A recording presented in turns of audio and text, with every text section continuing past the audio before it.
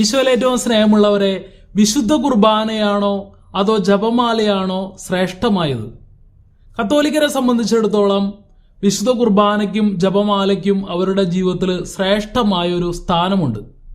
പക്ഷെ ഇവിടെ നമ്മൾ ഓർക്കേണ്ട ഒരു കാര്യം, നമ്മുടെ ഏത് പ്രാർത്ഥനകളായാലും നമ്മൾ പ്രാർത്ഥനകൾ ചെയ്യുമ്പോൾ ഒന്നാം സ്ഥാനം കൊടുക്കേണ്ടത് ദൈവത്തിനാണ്. കാരണം ഒന്നാം പ്രമാണമാണ് നിങ്ങളുടെ ദൈവമായ കർത്താവാണ് ഏക കർത്താവ്, അവനെ മാത്രമേ ആരാധിക്കാവൂ. അപ്പോൾ ഏക ദൈവത്തിന് കൊടുക്കുന്ന ആരാധനയാണ് എല്ലാ പ്രാർത്ഥനകളിലും വെച്ച് ഏറ്റവും ശ്രേഷ്ഠം. ഇനി നമ്മൾ ജപമാലയെക്കുറിച്ച് നോക്കുകയാണെങ്കിൽ ജപമാലയിൽ സാധാരണ 20 രഹസ്യങ്ങളാണ്. മംഗളവാർത്തയുടെ 5 രഹസ്യം, ദുഃഖകരമായ 5 രഹസ്യം, പ്രകാശത്തിന്റെ 5 രഹസ്യം, മഹിമയുടെ 5 രഹസ്യം.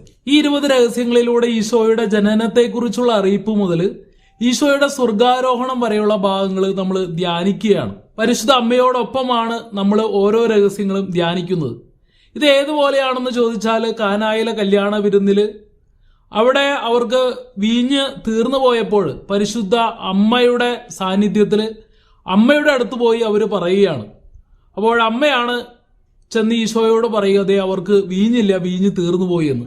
ഇതുപോലെ നമ്മുടെ പ്രാർത്ഥനകൾ അമ്മയോട് ചേർന്ന് അമ്മയോട് പറഞ്ഞ് അമ്മ ഈശോയുടെ അടുത്തേക്ക് കൊണ്ടുവരുന്നതാണ് ഒരു ജപമാലയിൽ യഥാർത്ഥത്തിൽ സംഭവിക്കുക.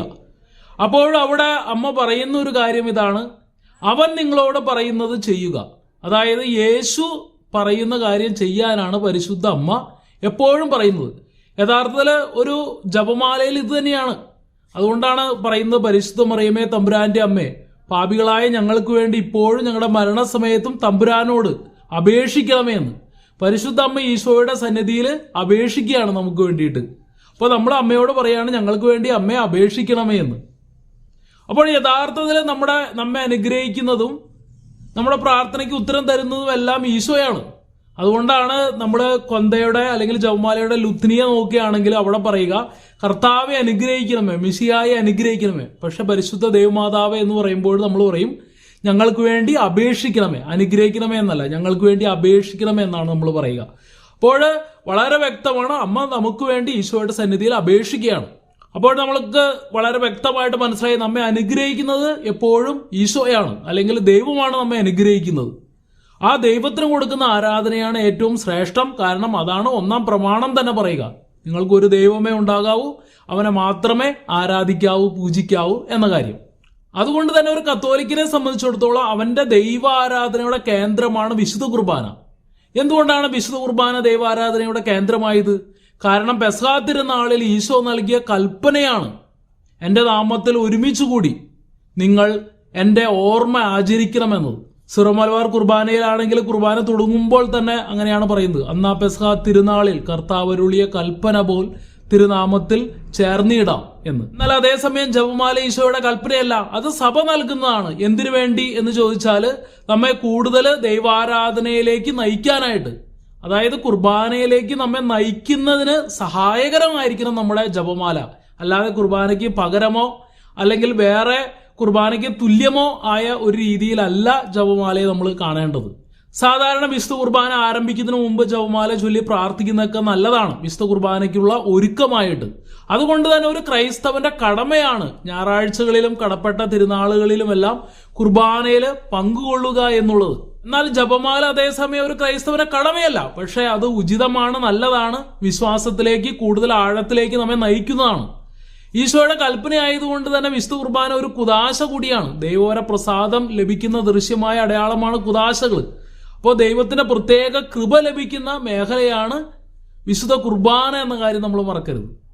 വിശുദ്ധ കുർബാന വഴി ഈശോയുടെ ശരീരരക്തങ്ങൾ സ്വീകരിച്ച് ഈശോയോട് ഒന്നു ചേരുമ്പോഴാണ് ഈശോയുടെ ശരീരം തന്നെയാകുന്ന സഭയിലെ ഒരു അംഗമായിട്ട് പൂർണ്ണമായിട്ട് ഒരു വ്യക്തി മാറുക.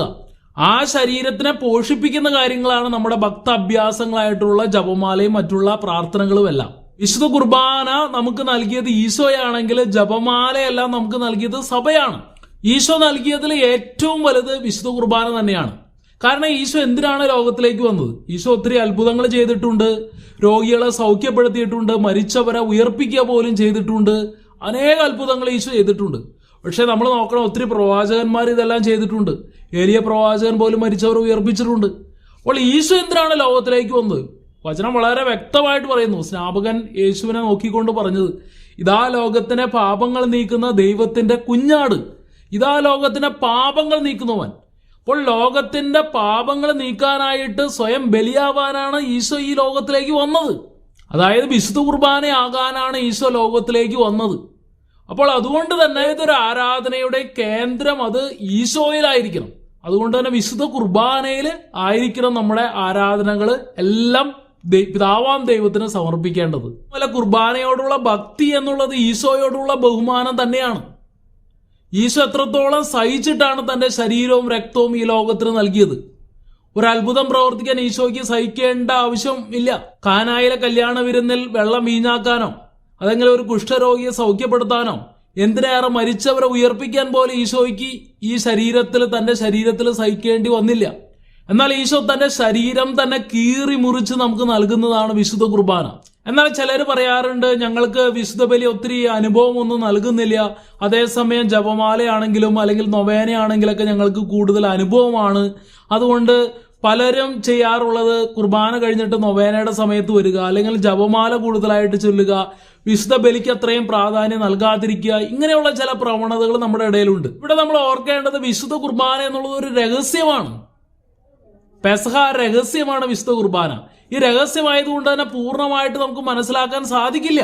ദൈവത്തെക്കുറിച്ച് പൂർണ്ണമായിട്ട് നമുക്കറിയാൻ സാധിക്കില്ല. ഇപ്പൊ ത്രിത്വത്തെക്കുറിച്ചൊക്കെ നമ്മൾ എത്ര പറഞ്ഞാലും അതിന്റെ പൂർണ്ണതയിൽ നമുക്ക് ഒരിക്കലും മനസ്സിലാക്കാൻ സാധിക്കില്ല. കാരണം നമ്മൾ മനുഷ്യരാണ്, ദൈവം ദൈവമാണ് എന്നതുകൊണ്ട് തന്നെ. അതുകൊണ്ട് തന്നെ വിശ്വസിച്ച് ഏറ്റെടുക്കുക എന്നുള്ളതാണ് ഒരു വിശ്വാസിയെ സംബന്ധിച്ചിടത്തോളം ഏറ്റവും പ്രധാനം. കാരണം ഈശോ തന്നെ പറഞ്ഞിട്ടുണ്ട്, ഇതെന്റെ ശരീരമാണ്, ഇതെന്റെ രക്തമാണ്, എന്റെ ഓർമ്മയിൽ നിങ്ങൾ ഇത് ചെയ്യുവിൻ. അപ്പോൾ ഈശോ പറഞ്ഞൊരു കാര്യം വിശ്വസിക്കുക എന്നുള്ളത് ഒരു വിശ്വാസിയുടെ കടമയാണ്. ചിലർ പറയും ജപമാല കൂടുതൽ അനുഭവമാണ്, അതുകൊണ്ട് ഞങ്ങൾ കൂടുതൽ ജപമാലയാണ് ചൊല്ലാറ് എന്നൊക്കെ. അവരോട് നമുക്ക് പറയാനുള്ളത്, ഈശോ വിശുദ്ധ കുർബാനയെ കുറിച്ച് പഠിപ്പിച്ചപ്പോൾ യോഹന്നാന്റെ സുവിശേഷം 6-ാം അധ്യായത്തിൽ പലർക്കും ഇതൊന്നും മനസ്സിലായില്ല. വീണ്ടും വചനം പറയുകയാണ്, അനേകർ യേശുവിനെ വിട്ടുപോയി. പക്ഷെ വിട്ടുപോയവരെ ഒന്നും യേശു വീണ്ടും തിരിച്ചു വിളിച്ചില്ല. അയ്യോ നിങ്ങൾ പോകല്ലേ എന്ന് പറഞ്ഞ് യേശു ആരെയും തിരിച്ചു വിളിച്ചില്ല. യേശു ശിഷ്യന്മാരോട് ചോദിച്ചു, നിങ്ങൾക്കും പോണോ? നിങ്ങൾക്ക് പോണെങ്കിൽ നിങ്ങളും പോയിക്കോ. അപ്പോൾ പത്രോസ് നൽകിയ ഒരു മറുപടി വളരെ ചിന്തനീയമാണ്. പത്രോസിനെ പറയുന്നത് ഇങ്ങനെയാണ്, കർത്താവെ ഞങ്ങൾ ആരുടെ പക്കൽ പോകും? നിത്യജീവന്റെ വചസ്സുകൾ നിന്റെ പക്കലാണല്ലോ. കർത്താവെ ഞങ്ങൾ ആരുടെ പക്കൽ പോകും? പത്രോസിന് ഈ കാര്യങ്ങളൊന്നും മനസ്സിലായെങ്കിലും പത്രോസിന് ഈശോ പറഞ്ഞതിൽ വിശ്വാസം ഉണ്ടായിരുന്നു. ഈ ഒരു വിശ്വാസമാണ് നമുക്ക് വേണ്ടത്. കാരണം നമ്മൾ ആരുടെ പക്കൽ പോകും? നിത്യജീവന്റെ വചസ്സുകൾ യേശുവിന്റെ പക്കലാണ്. ഈശോയുടെ ശരീരവും രക്തവും നമ്മൾ ഭക്ഷിക്കുകയും പാനം ചെയ്യുകയും ചെയ്യുമ്പോഴാണ്, അല്ലെങ്കിൽ വിശുദ്ധ കുർബാന സ്വീകരിക്കുമ്പോഴാണ് നമുക്ക് നിത്യജീവൻ ലഭിക്കുക. ഈ നിത്യജീവന് വേണ്ടിയിട്ടാണ് നമ്മൾ ഈ ഭൂമിയിലുള്ള എല്ലാ പ്രാർത്ഥനകളും സമർപ്പിക്കേണ്ടത്. നമുക്ക് എന്തെങ്കിലും ഒരു അത്ഭുതം സംഭവിച്ചാലും ബാക്കി എന്ത് ലഭിച്ചാലും അത് ഈ ശരീരത്തിൽ ഉള്ളതാണ്. കുറച്ച് കഴിയുമ്പോൾ നമ്മൾ ഈ ശരീരം ഉപേക്ഷിച്ച് കടന്നു പോകേണ്ടവരാണ്. അപ്പോൾ ഈ യഥാർത്ഥ നിത്യജീവൻ നൽകുന്ന യേശുവിനെ പിൻപറ്റുക. ആ യേശു ആ നിത്യജീവൻ നൽകുന്നത് വിശുദ്ധ കുർബാനയിലായതിനാൽ വിശുദ്ധ കുർബാനയായിരിക്കണം നമ്മുടെ ആരാധനയുടെ കേന്ദ്രം. അതുകൊണ്ട് തന്നെ കുർബാനയുടെ സമയത്ത് കൊന്ത ചെല്ലുക അല്ലെങ്കിൽ മറ്റ് ഭക്തി അഭ്യാസങ്ങൾ ചെയ്യുക ഇത് ഉചിതമല്ല. തീർച്ചയായിട്ടും കുർബാനയ്ക്ക് മുമ്പ് അതിന് ഒരുക്കമായിട്ട് ഞാൻ പറഞ്ഞു ചെയ്യാവുന്നതാണ്, അതെല്ലാം നല്ലതാണ്. പക്ഷെ കുർബാനയുടെ സമയത്ത് പൂർണ്ണമായിട്ട് ഒരു മുഴുവൻ കുർബാനയിൽ പങ്കുകൊള്ളണം. അതാണ് ഒരു ക്രൈസ്തവ വിശ്വാസിയുടെ കടമയാണ്. യേശുവിന്റെ ശരീരവും രക്തവുമായിട്ട് അപ്പവും വീഞ്ഞും എല്ലാം മാറുമ്പോഴും നമ്മുടെ നഗ്നനേത്രങ്ങൾക്ക് അത് കാണാൻ സാധിക്കില്ല. അത് നോക്കിയാൽ സാധാരണ അപ്പവും അല്ലെങ്കിൽ സാധാരണ ഒരു വീഞ്ഞും പോലെയായിരിക്കും. പക്ഷെ വിശ്വാസം മൂലം, യേശുവിന്റെ വചനങ്ങൾ മൂലം അതിന് വ്യക്തമായിട്ട് അതിന്റെ സത്തയിൽ ഒരു മാറ്റം സംഭവിക്കുന്നുണ്ട്. പല സ്ഥലങ്ങളിൽ ദിവ്യകാരുണ്യ അത്ഭുതങ്ങളെല്ലാം നടന്നിട്ടുണ്ട്. അവിടെ ഓസ്തി ചിലപ്പോൾ യേശുവിന്റെ ശരീരമായിട്ട് മാറിയിട്ടുണ്ട്, വീഞ്ഞ് യേശുവിന്റെ രക്തമായിട്ടെല്ലാം മാറിയിട്ടുണ്ട്. ഇങ്ങനെ നടന്ന അത്ഭുതങ്ങളെല്ലാം, ലോകത്തിന്റെ പല ഭാഗത്ത് നടന്ന അത്ഭുതങ്ങൾ ശാസ്ത്രജ്ഞന്മാരെല്ലാം ആഴത്തിൽ പഠിച്ചിട്ടുണ്ട്. അപ്പോൾ അവർക്ക് മനസ്സിലായ ഒരു കാര്യം, പ്രത്യേകിച്ചും ഓസ്തി യേശുവിന്റെ ശരീരമായിട്ട് മാറുമ്പോൾ അതിൽ പരീക്ഷ നടത്തിയ ശാസ്ത്രജ്ഞന്മാർ പറയുന്നത് ഇങ്ങനെയാണ്, ഇത് യഥാർത്ഥത്തിൽ ഒരു മരണവേദന അനുഭവിച്ച ഒരു യുവാവിന്റെ ഹൃദയപേശിയിലെ കോശങ്ങളാണെന്നാണ്. അതായത് ഒരു ഓസ്തി യേശുവിന്റെ ശരീരമായിട്ട് മാറിയപ്പോൾ അതിൽ പരീക്ഷ നടത്തിയ ശാസ്ത്രജ്ഞന്മാർ പോലും ഈ ഒരു കാര്യമാണ് പറയുന്നത്. അതുപോലെ തന്നെ വീഞ്ഞ് യേശുവിന്റെ രക്തമായിട്ട് പലയിടത്തും മാറിയപ്പോൾ അതിൽ പരീക്ഷ നടത്തിയവർ പറയുന്നത് ഇത് AB പോസിറ്റീവ് രക്തമാണെന്നാണ്. ഒരിടത്ത് പോലും O പോസിറ്റീവോ അല്ലെങ്കിൽ വ്യത്യസ്തമായിട്ടുള്ള ഒരു രക്തഗ്രൂപ്പ് ഒരു സ്ഥലത്തും കിട്ടിയിട്ടില്ല. മാത്രവുമല്ല ബ്ലാക്ക് മാസ് എല്ലാം ചെയ്യുന്നവരുടെ അടുത്ത് നമ്മൾ കുദാശ ചെയ്ത ഒരു ഓസ്തിയും അതുപോലെ തന്നെ ഒരു സാധാരണ ഓസ്തിയും കൊണ്ടുചെന്നാൽ നമുക്കതിന്റെ വ്യത്യാസമൊന്നും പെട്ടെന്ന് മനസ്സിലായില്ലെങ്കിലും അവർക്ക് കൃത്യമായിട്ട് കണ്ടുപിടിക്കാൻ സാധിക്കും. കാരണം കുദാശ ചെയ്ത ഓസ്തിക്ക് അതിൻ്റെതായ വിശുദ്ധിയുണ്ട്. അതിന് സത്താപരമായിട്ടൊരു മാറ്റം സംഭവിച്ച അത് യേശുവിന്റെ ശരീരവും രക്തവുമായി. അതുകൊണ്ടാണ് ഈ ബ്ലാക്ക് മാസ് പോലുള്ള ആഭിചാര കർമ്മങ്ങൾ ചെയ്യുന്നവർ വലിയ പൈസ നൽകിയിട്ട് ദേവാലയത്തിൽ നിന്ന് തിരുവോസ്തി മോഷ്ടിക്കാൻ പലരെയും പ്രേരിപ്പിക്കുന്നത്. ചുരുക്കത്തിലെ വിശുദ്ധ കുർബാന എന്നത് ഈശോയുടെ കൽപ്പനയാണ്. ഈശോയുടെ കൽപ്പന ആയതുകൊണ്ട് തന്നെ അതനുസരിക്കാൻ ഒരു ക്രൈസ്തവന് കടമയുണ്ട്. അതുകൊണ്ടാണ് ഞായറാഴ്ചകളിലും കടപ്പെട്ട തിരുനാളുകളിലും മുഴുവൻ കുർബാനയിൽ പങ്കെടുക്കണം എന്ന കാര്യം സഭ പറയുന്നത്. എന്നാൽ കൊന്തയെ സംബന്ധിച്ചിടത്തോളം അല്ലെങ്കിൽ ജപമാലയെ സംബന്ധിച്ചിടത്തോളം അത് സഭ നൽകുന്നതാണ് ഒരു വിശ്വാസിക്ക്. അത് ആ ഒരു വിശ്വാസിയെ കുദാശകൾ അതിന്റെ പൂർണ്ണതയിൽ സ്വീകരിക്കാൻ ആ വിശ്വാസിയെ സഹായിക്കുന്നതാണ്. അത് ആ വിശ്വാസിക്ക് നല്ലതാണ്, ഉചിതമാണ്. എന്നാൽ അതൊരിക്കലും വിശുദ്ധ കുർബാനയ്ക്ക് പകരമല്ല. കാര്യങ്ങൾ മനസ്സിലായെന്ന് വിചാരിക്കുന്നു. ദൈവം നമ്മെ അനുഗ്രഹിക്കട്ടെ. പിതാവിന്റെയും പുത്രന്റെയും പരിശുദ്ധാത്മാവിന്റെയും നാമത്തിൽ ആമേൻ.